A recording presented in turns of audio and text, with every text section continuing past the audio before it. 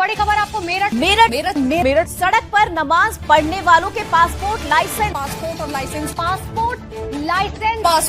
Licence passport से लेकर उनका लाइसेंस तक रद्द किया जा सकता है। पासपोर्ट हो गया, लाइसेंसेज हो गए, वो रद्द किए जा सकते हैं। नए पासपोर्ट नहीं बनते जब तक वो क्लियरेंस नहीं हो जाए, एनओसी कोर्ट से ना। दोस्तों, ईद आ रही है। 31 तारीख को या 1 अप्रैल को ईद हो सकती है और ईद से पहले कल अलविदा जुमे की नमाज है, रमजान के आखिरी जुमे की नमाज।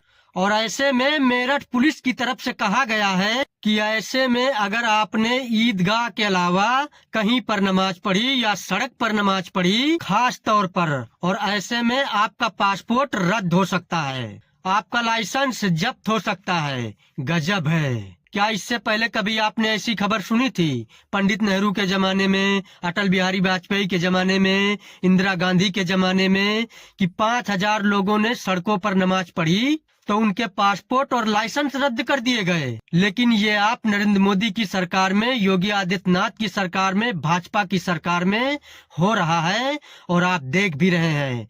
और ये अत्याचार भाजपा की सरकार में मुस्लिमों पर हो रहा है। कहाँ नमाज पढ़नी है, कहाँ नहीं नमाज पढ़नी है, ये कोई बहुत बड़ी चीज नहीं है और ये देश में कोई पहली बार तो हो नहीं रहा है। क्या होली का दहन सड़कों पर नहीं होता है? नवरात्रि आती है तो क्या सड़कों पर टेंट नहीं लगाए जाते हैं? तब तो न पुलिस, न प्रशासन, न सरकार कोई उंगली नहीं उठाता है, न ही मुसलमानों को कोई आपत्ति होती है। तो फिर सिर्फ क्यों मुसलमानों के ही त्योहारों पर सांप्रदायिक माहौल खराब किया जाता है? क्योंकि सरकार को मुसलमानों से नफरत तो है ही, दूसरी तरफ उन्हें देश में दंगे भी भड़काना है सत्ता के लिए। क्या ये ब्रेकिंग इससे पहले कभी आपने देखी थी? सड़क पर ईद की नमाज पर सख्त कार्रवाई, ईदगाह के अलावा कहीं पर नमाज पढ़ने पर होगी कार्रवाई। सड़क पर नमाज पढ़ने पर पासपोर्ट और लाइसेंस होंगे जब्त।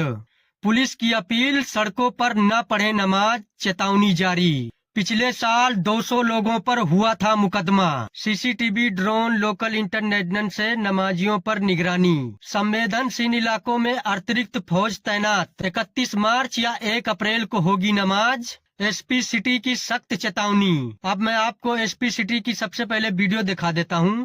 एसपी सिटी कह क्या रहे हैं। करीब 2-2.5 मिनट की एक वीडियो निकलकर सामने आई है जिसमें उन्होंने बहुत सारी बातें कही हैं। उत्तर प्रदेश के रमजान के आखिरी जुमे यानी अलविदा की नमाज और ईद उल फित्र की नमाज को लेकर के पुलिस प्रशासन ने सख्त चेतावनी जारी की है। लखनऊ, मुरादाबाद से लेकर के मेरठ तक पुलिस प्रशासन अलर्ट हो गया है। मेरठ एसपी सिटी आयुष विक्रम सिंह ने कहा है कि सड़क पर नमाज पढ़ने पर सख्त कार्रवाई की जाएगी। सड़क पर नमाज पढ़ने पर पुलिस प्रशासन का रवैया सख्त रहेगा। एसपी ने कहा कि ऐसा करने वालों पर मुकदमा दर्ज किया जाएगा। मुकदमा दर्ज होने के बाद पासपोर्ट और लाइसेंस भी रद्द किया जा सकता है। एसपी सिटी आयुष विक्रम सिंह ने बताया कि सड़क पर नमाज अदा करने पर पिछली बार 200 लोगों पर मुकदमा दर्ज किया गया था और इस बार भी सड़क पर कोई अगर नमाज पढ़ेगा तो मुकदमा दर्ज होगा। वो कह रहे हैं कि पिछली बार हमने 200 लोगों पर मुकदमा दर्ज किया था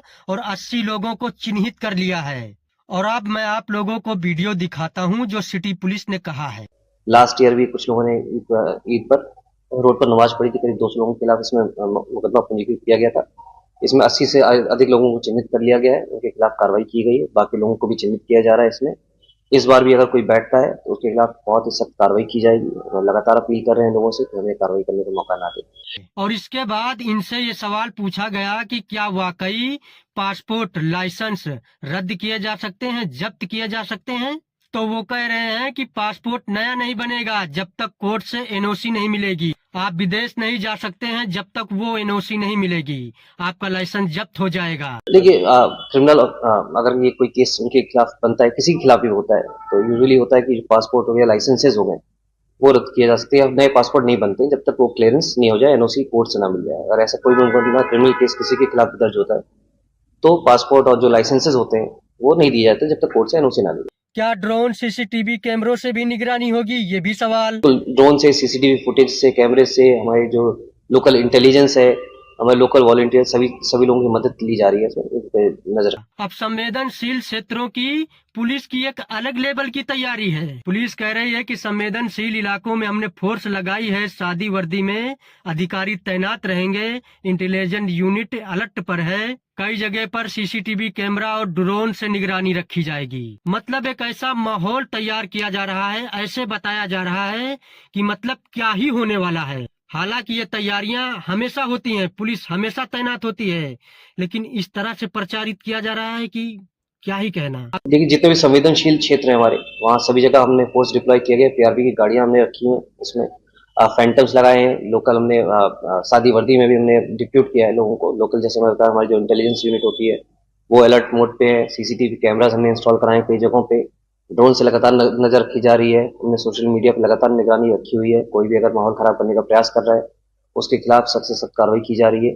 हमारा पूरा प्रयास है कि जो भी हमारी ईद आ रही है, जितने भी त्योहार आ रहे हैं, वो शांति से निकले। अब जैसे ही ये खबर निकलकर सामने आई है, व्हाट्सएप पर, भक्तों के व्हाट्सएप पर फोटो आने लगेंगे, वीडियोज आने लगेंगे कि देखो देखो ये सड़कों पर सड़क को जाम कर कर नमाज पढ़ रहे हैं, और उनमें से कुछ हमारे देश के होंगे और कुछ बाहर के होंगे, लेकिन उनको भी इंडिया का बना करके लगा दिया जाएगा।